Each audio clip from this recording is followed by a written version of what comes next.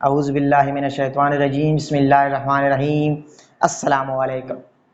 Dear students, in this video आपका teacher Najeeb is going to solve question number 1 of exercise number 6.1. You must know that this is unit number 6 and the name of the unit is Algebraic Sentences. I have written the equation, you can see equation मैंने लिखा हुआ है, आप देख सकते हैं. There are 4 parts. You must know there are 4 parts in this question. In this video you have to understand the first one. Equation हमारे पास है 6 divided by 2x minus 5 minus 4 divided by x minus 3 is equal to 0. कैसे solve करेंगे students? सबसे पहले आप देखिए इसके denominator को. यहाँ पे 2x माइनस 5 है और यहाँ पे x माइनस 3 है. Denominators are different. तो सबसे पहले स्टूडेंट्स आपने दोनों को लिखना है. डिनोमिनेटर में हमारे पास 2x माइनस 5 ये भी लिखे और साथ साथ x माइनस 3 ये भी लिखे. अब स्टूडेंट्स ये हमारे पास क्या है, दोनों डिफरेंट है. तो आप सबने क्या करना है, x माइनस 3 को 6 के साथ मल्टीप्लाई करें और 2x माइनस 5 को 4 के साथ मल्टीप्लाई करना है. देखिए 6 अपनी जगह पे, x माइनस 3 मल्टीप्लाई किया, देन बीच में माइनस है एज इट इज आएगा और 4 के साथ मल्टीप्लाई करेंगे 2x माइनस 5. तो यहाँ पे आपके पास 2x माइनस 5 आएगा इज इक्वल टू 0. ठीक है, this is the first step. कुछ भी नहीं किया स्टूडेंट्स, एलसीएम ले लिया, दोनों को एज इट इज लिख दिया नीचे और x माइनस 3 को 6 के साथ मल्टीप्लाई किया और 2x माइनस 5 को 4 के साथ मल्टीप्लाई किया.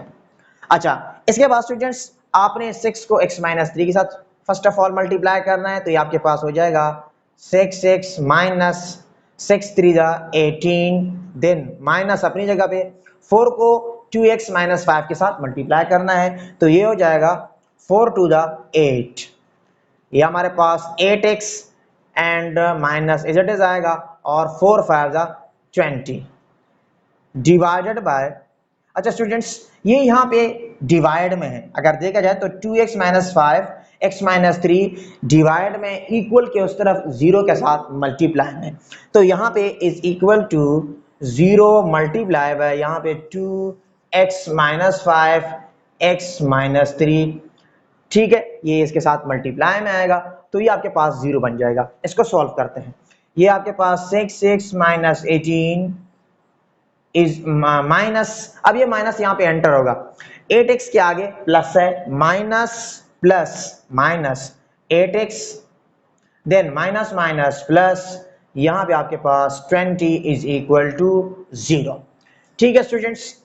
अच्छा देखिए अब students plus 6x minus 8x हमारे पास क्या हो जाएगा, माइनस 2x और प्लस 18 माइनस 18 हमारे पास प्लस 2 इज इक्वल टू 0.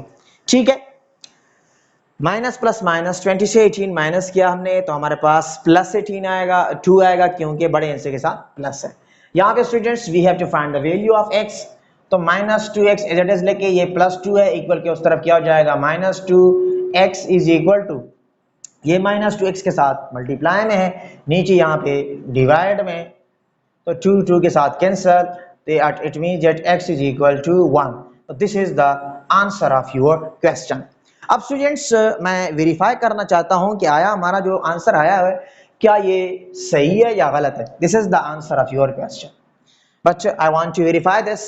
अब इसमें मैं पुट करना चाहता हूं, ये जो हमारे पास क्वेश्चन है अगर left hand side right hand side के बराबर आया तो इट मीन्स दैट हमारा आंसर बिल्कुल करेक्ट है. ठीक है, अब देखें,